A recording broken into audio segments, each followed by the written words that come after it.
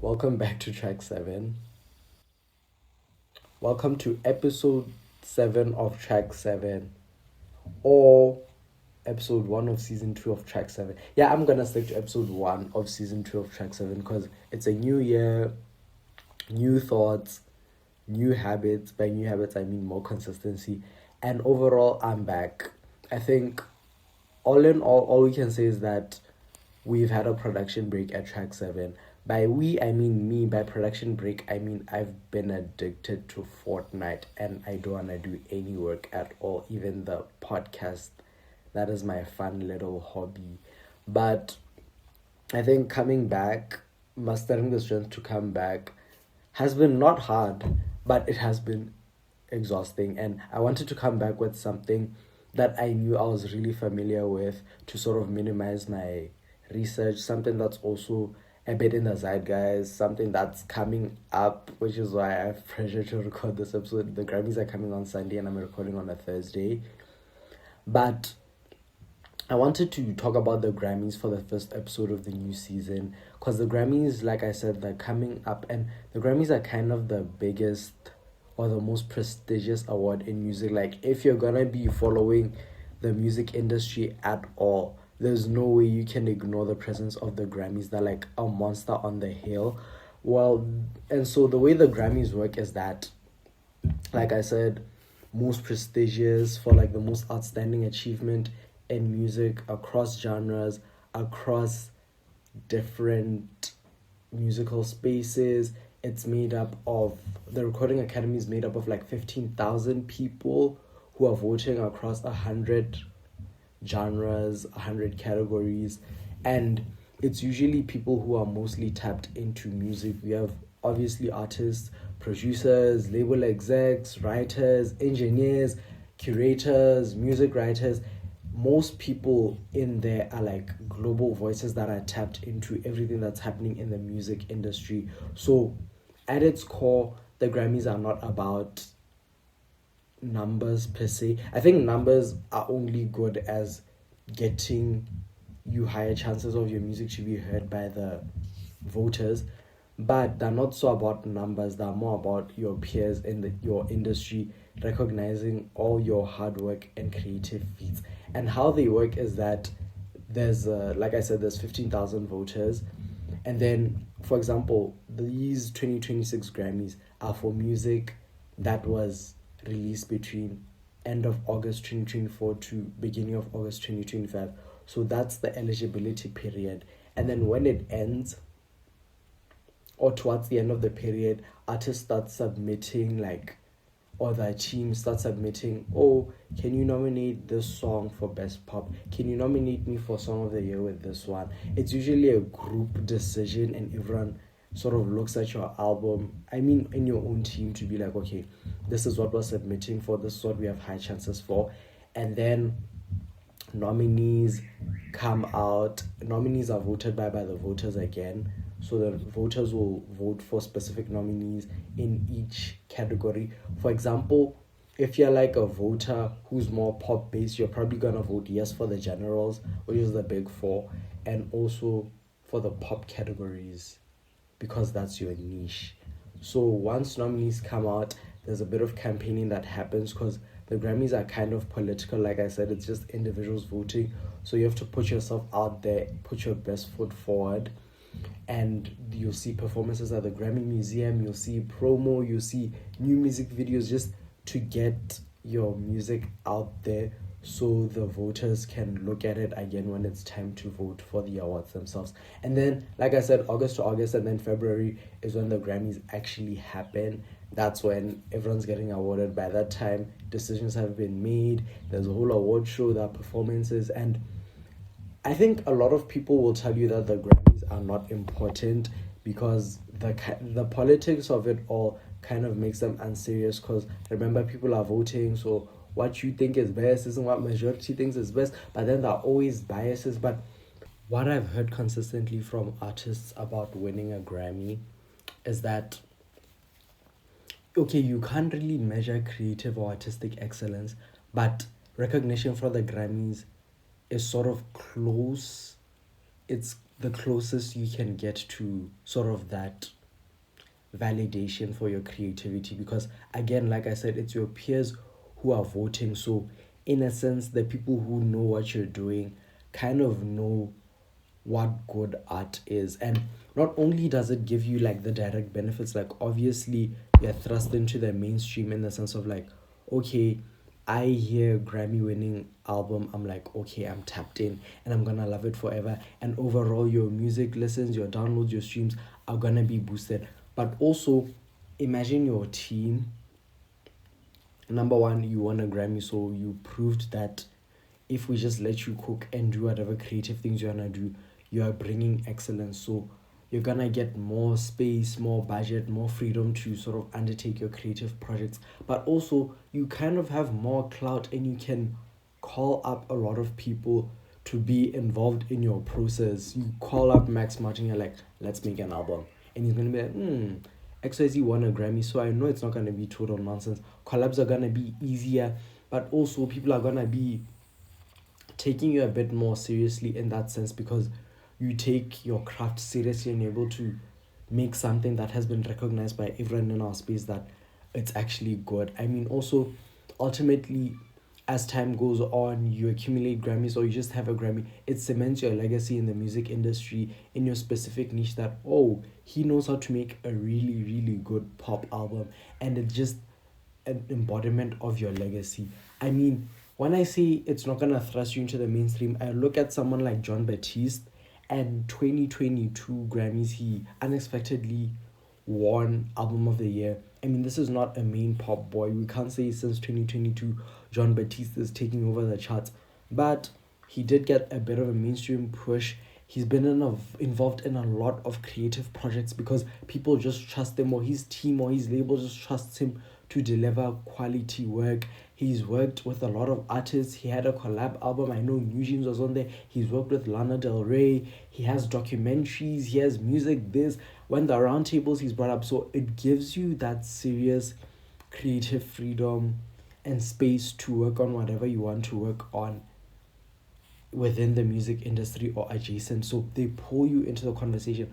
Although artists are like, oh my god, Grammys are not important, I don't need the validation, I think it's good that they pull artists into the conversation. So looking at last year's Grammys, I like when I can pull out a theme or like see that, okay, this is what last year's Grammys are all about. Last year's Grammys feel like, to me, the Pop Girl Summit. I mean, 2025 Grammys, we're looking at music released end of 2023 into 2024. And I feel like women in pop, or just women across genres, had been pulling their weight around that time. I'm not just talking about awards, nominations. I just mean generally in the music landscape, we had a lot of breakthrough moments with Charlie XCX has been grinding for like a decade, having her big Brat era. We have Sabrina Carpenter also coming from the trenches, working hard to have this big moment. We have new faces like Chappell Roan. We had our long awaited, not really long awaited, but long standing pop stars sort of proving that still have creativity in the tank, with Taylor with Torture Poets Department. We had Beyonce with Cowboy Carter. And then also when we look at the awards in general and who was nominated, I think a lot of female artists dominated those pop categories. Best new artists, a lot of them were young women who are beginning to get ushered into the music industry. We saw Chappell Roan pick that one up. The biggest award of the night, which the most meta award ever, is Beyonce finally getting her Album of the Year award with Cowboy Carter, which seriously spoke to the current landscape way ahead of its time. The current fascist Trump landscape way ahead of its time. And it sort of extended Beyonce's lead as the most awarded woman, not even woman, most awarded person in Grammy history.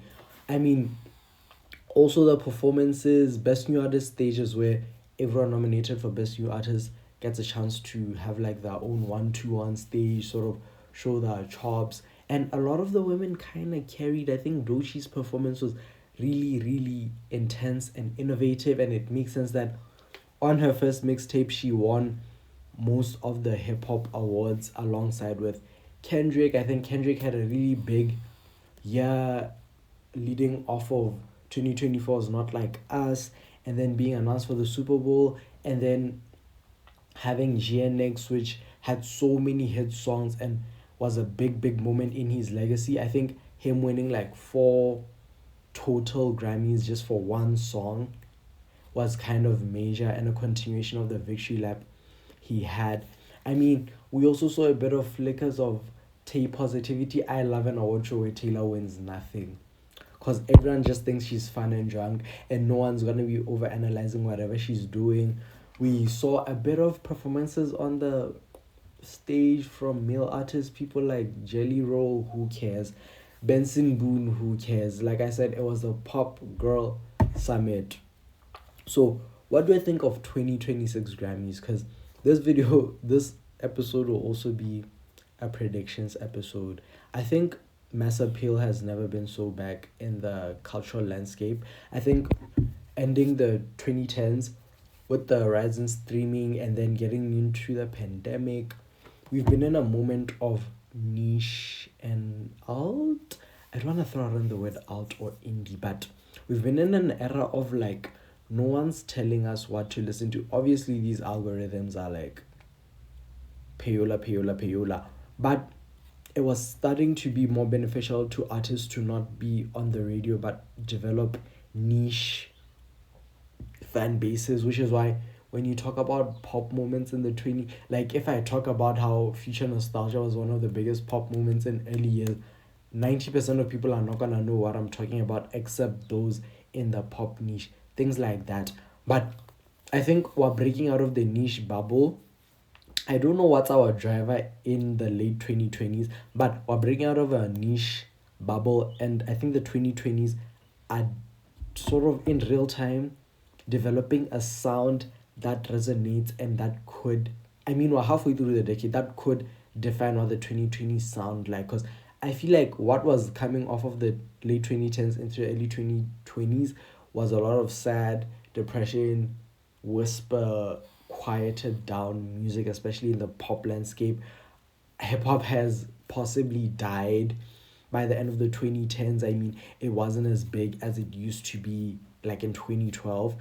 But I think we're starting to develop a sound for the mainstream, and we're starting to see what is reaching the people. I think music is starting to reach people outside of like the gay people on the phone and like the music critics and the pitchforks and the everything. And accessibility truly isn't the enemy of artistry in this era. I think the big things, there's always a balance between, oh my god, the critics hate this but the normies love it, or people just love it, or the critics love this but everyone's like, who? But I feel like with us establishing the sound of the 2020s, we're coming to a place where, oh my god, holy app, we're coming to a place where I think we're developing a concise sound.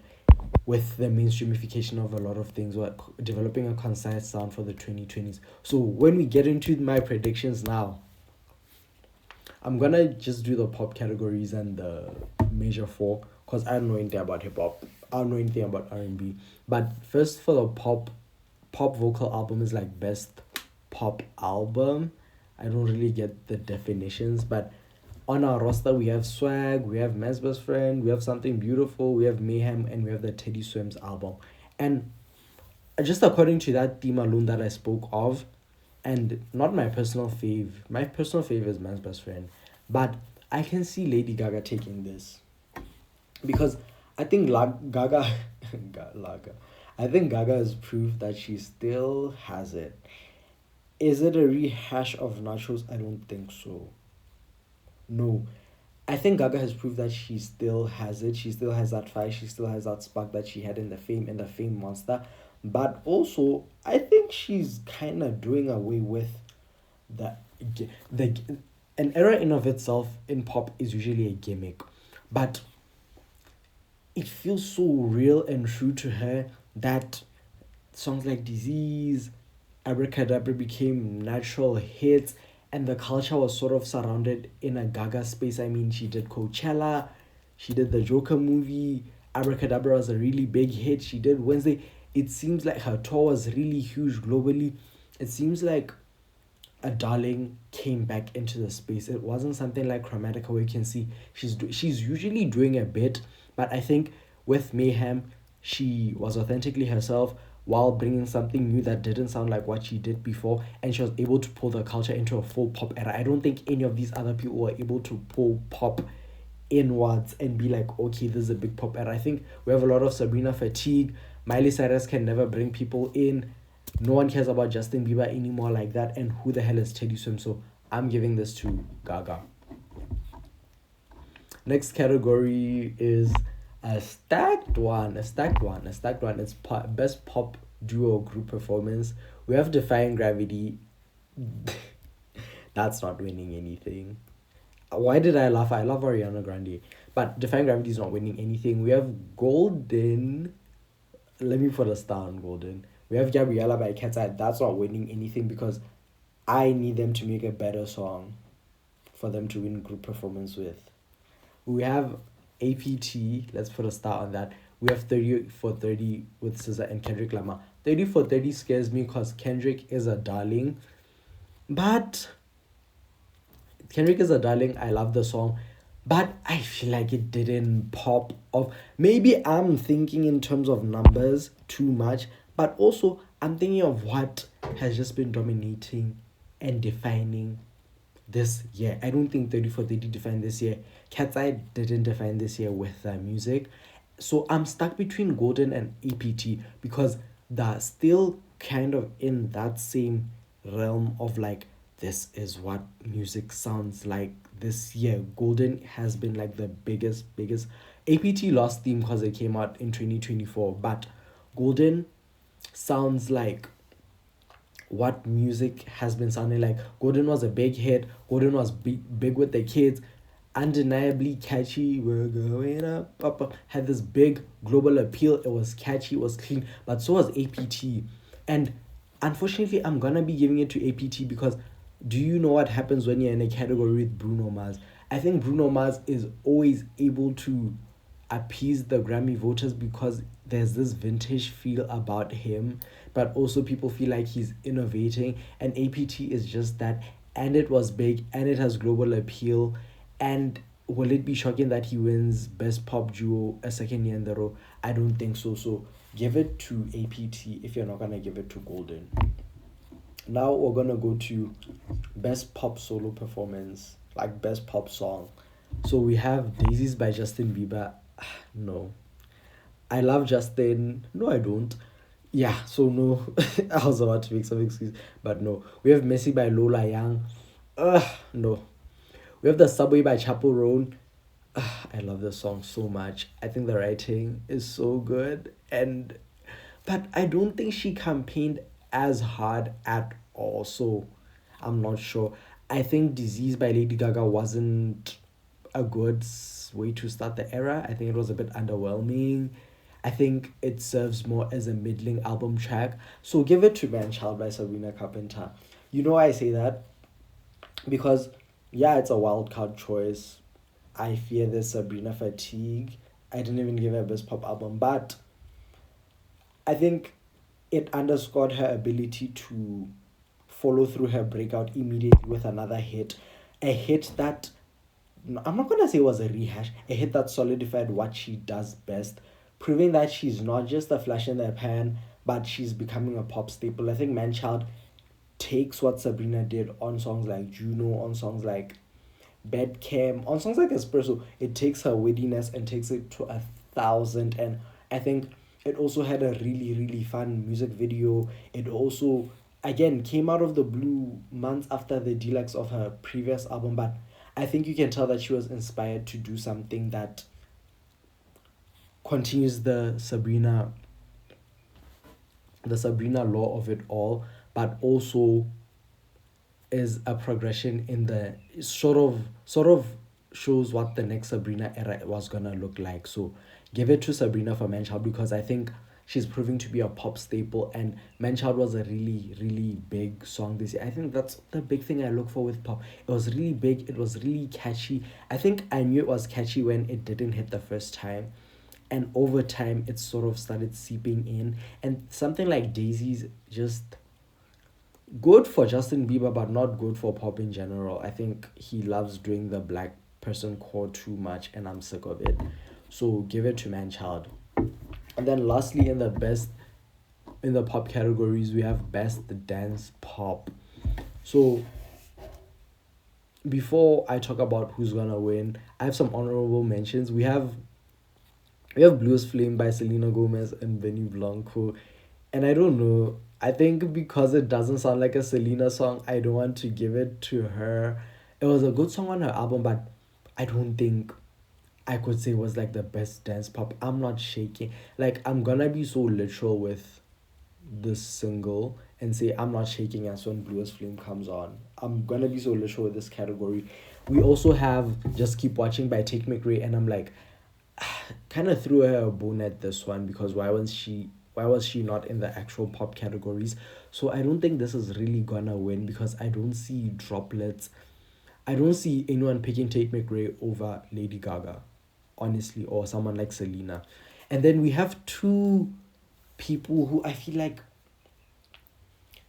are not only popping off, but I think they have some strong cultural cachet, and these have been exciting eras that prove that the groundwork is there for them to be more acclaimed in the future. We have Zara Larsson with Midnight Sun. I think Midnight Sun is a perfect dance pop track, and that's my wild card win. That's my Grammys is for the arts, not the charts win. I think it was her starting to break more out of the generic and set out a path for herself and prove that Swedish pop is still there. I think also Pink Panthers with Illegal.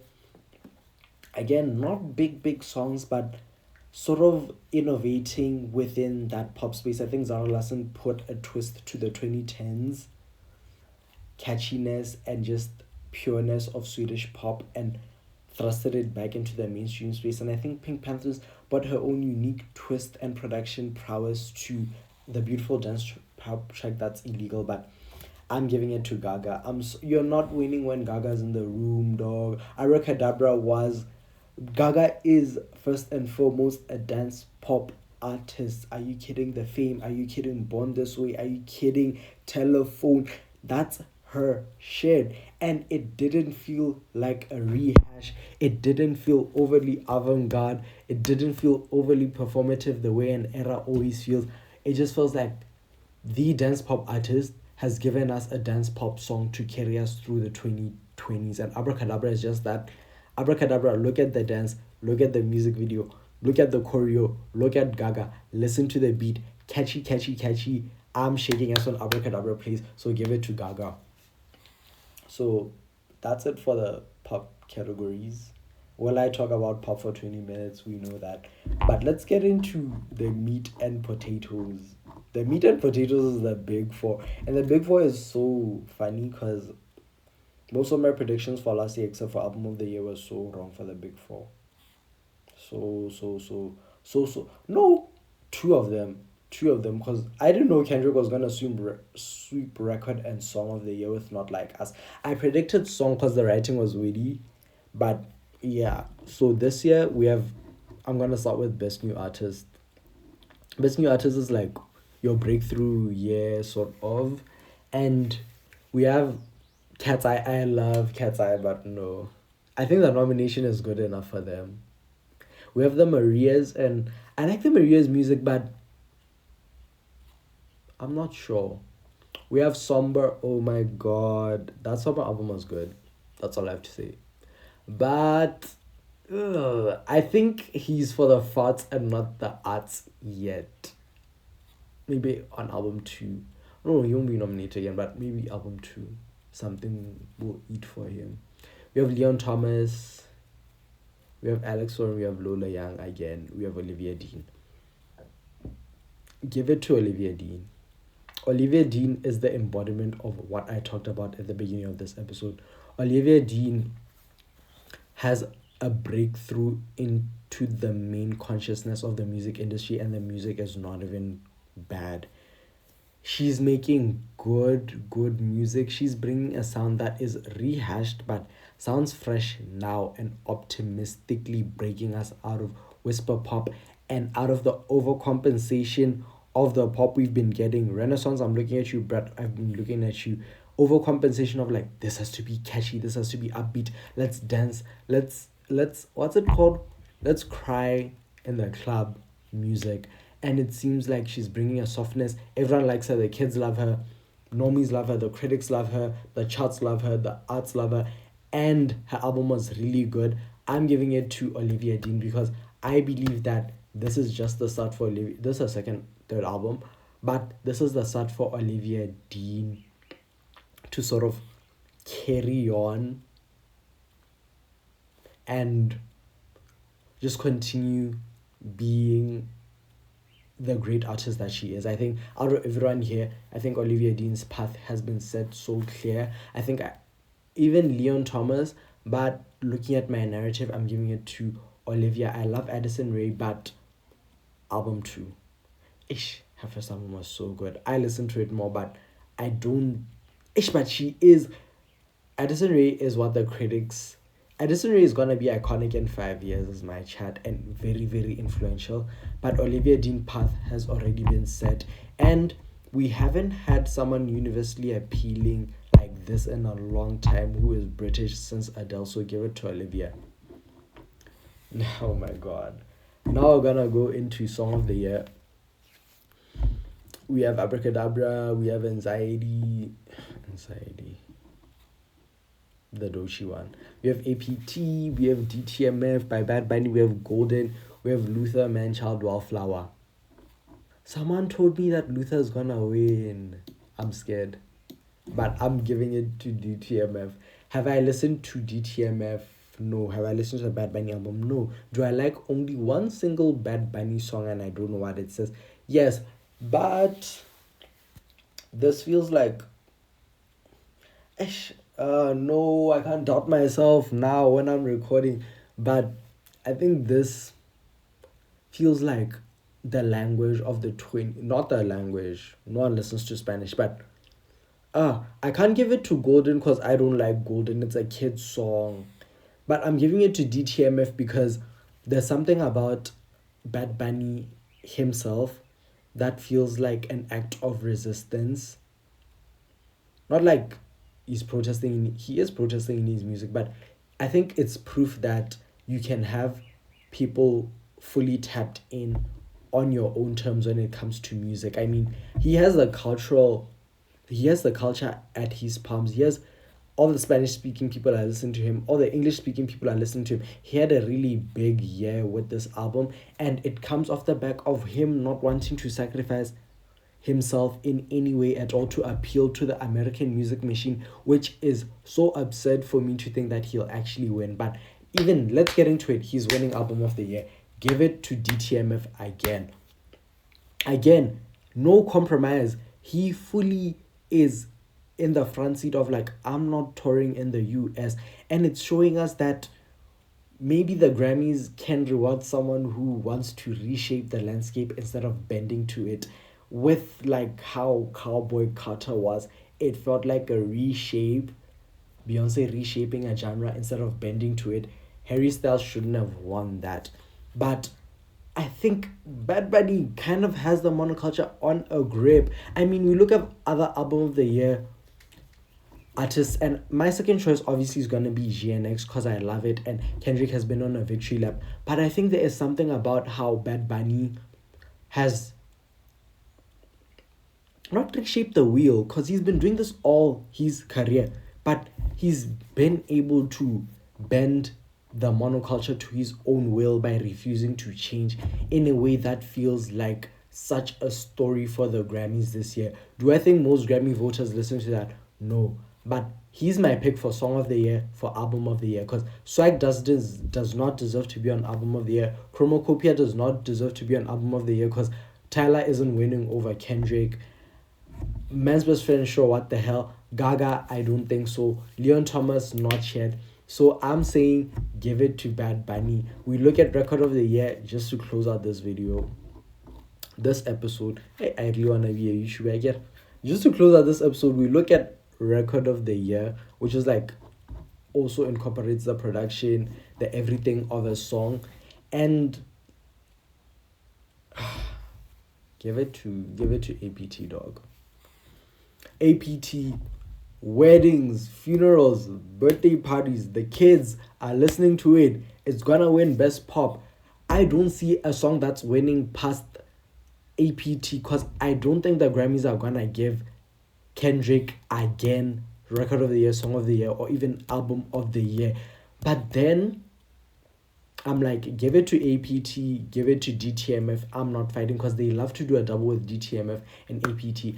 I'm doing so much for DTMF and I haven't listened to the song, I haven't listened to the album, but give it to APT. So how am I, just to rehash my predictions before I end the episode? Pop, best album, give it to Mayhem by Lady Gaga. Best duo group performance, APT. Best pop solo, Man Child by Sabrina Carpenter. Dance pop, Abracadabra by Lady Gaga. And then with the top 4 best new artists, my pick is Olivia Dean. Song of the year, my pick is DTMF by Bad Bunny. Record of the year, APT by Rose and Bruno Mars. And album of the year, DTMF by Bad Bunny. So I'm gonna post these predictions on the page on Saturday. And I'm gonna be proven wrong so instantly. But out of 8, last year I got like 6, 7 correct. So if I get like 5 and hopefully album of the year correct, it's a win for me. So thank you for listening to this episode. Track 7 is back a week after the Grammys. I'll have an episode where I'm going to be like, oh my god, I was so wrong, I was so right. But then also, I recorded a collaborative episode last year. So that's also going to get into the works this year. And stay tuned for the end of the quarter where I'm going to be making an episode that's so in-depth and research you'd swear I have a paycheck. You'd swear someone's given me $1,000 and I was like, okay, this is for your YouTube channel with like 100,000 subs. So stay tuned for that. Track 7 is back. Thank you for listening and bye.